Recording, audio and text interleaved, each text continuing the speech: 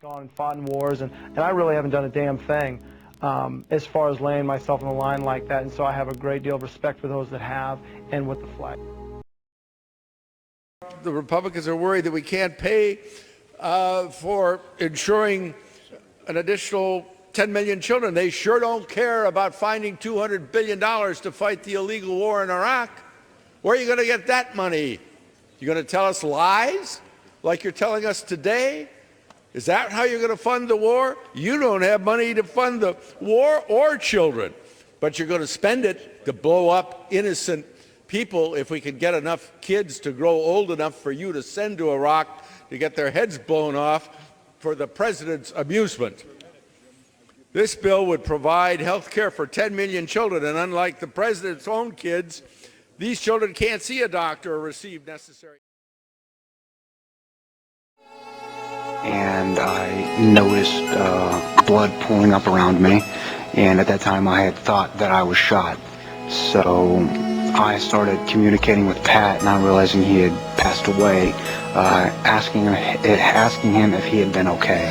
And I had no response, and the blood was, there was a lot of blood everywhere, and I was starting to get really worried. So when I could finally get my body to move, I stood up and turned around and looked at Pat, and he was slumped back on the ground, covered in blood.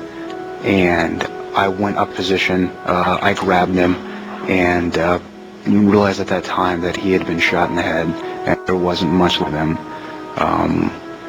After that, I kind of blinked out. The next thing I remember was Sergeant Ward, who was part of 3rd Squad, telling me to pick up my helmet, and I didn't even remember taking it off, putting me on security, getting me to move out of the ridge line that we were in. I got sat behind a computer, and I was told to type up my recollection of what happened, and as soon as I was done typing, I was relieved to go back to my platoon, sir, and that was the last I heard of it.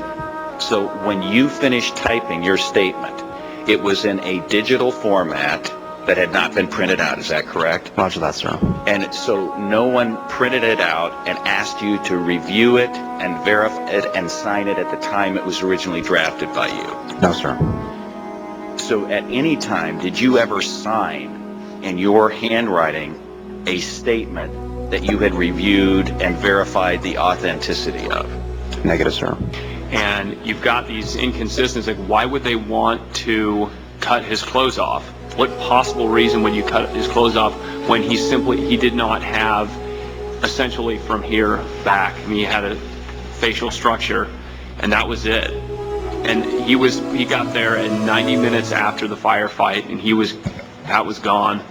And they tampered with his body, they cut his clothes off, they said that they tried to save him.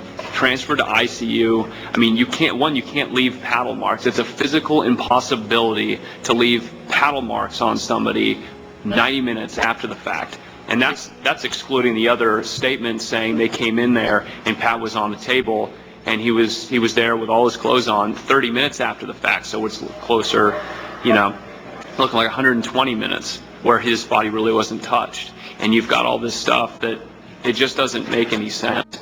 We received the autopsy about 5 months after Pat was killed, and on the autopsy it said that there were these 3.5 by 3/4 inch marks on his chest that were consistent with an attempt at defibrillation.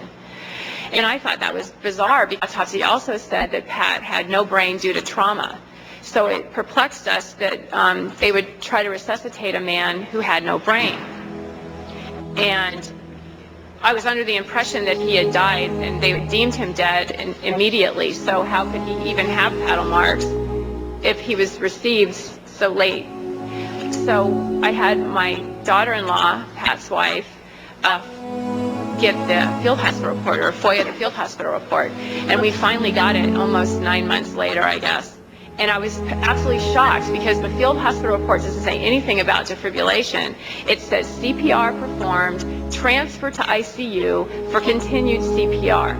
It's extremely strange because Pat was dead for 90 minutes before he got to the field hospital and he essentially had no head.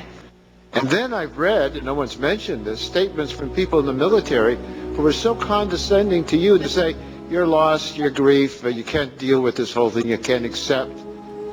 Well, basically, I would like to address that because Lieutenant, I believe he's a Lieutenant General. I lose track of their, no, I'm sorry, he's a Colonel. He's still a Colonel.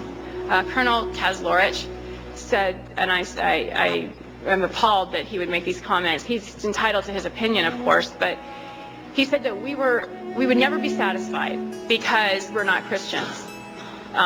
Spirituality doesn't enter into this, I guess, in his mind, but, you know, we're not Christians, so we can't put him to rest. And he then did, and that's why we will never be satisfied, and we're just a pain in the ass, basically.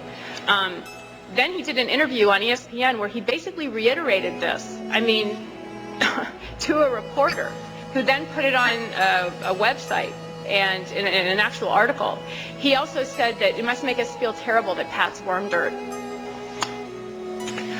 Well, that's really horrible. And I think nobody studied this more than you. No one knows more about this than you.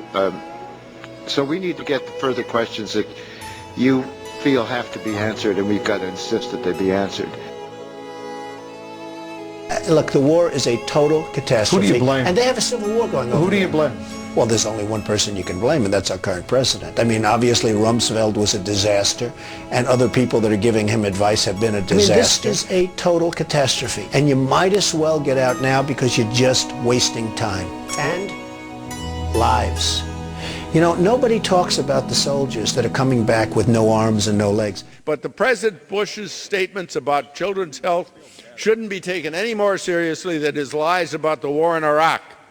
The truth is that Bush just likes to blow things up in Iraq, in the United States, and in Congress.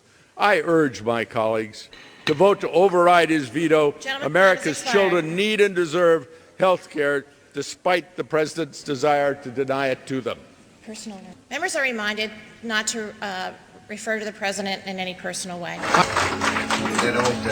That old Beach Boys song, Bomberan? Bom, bom, bom. Anyway,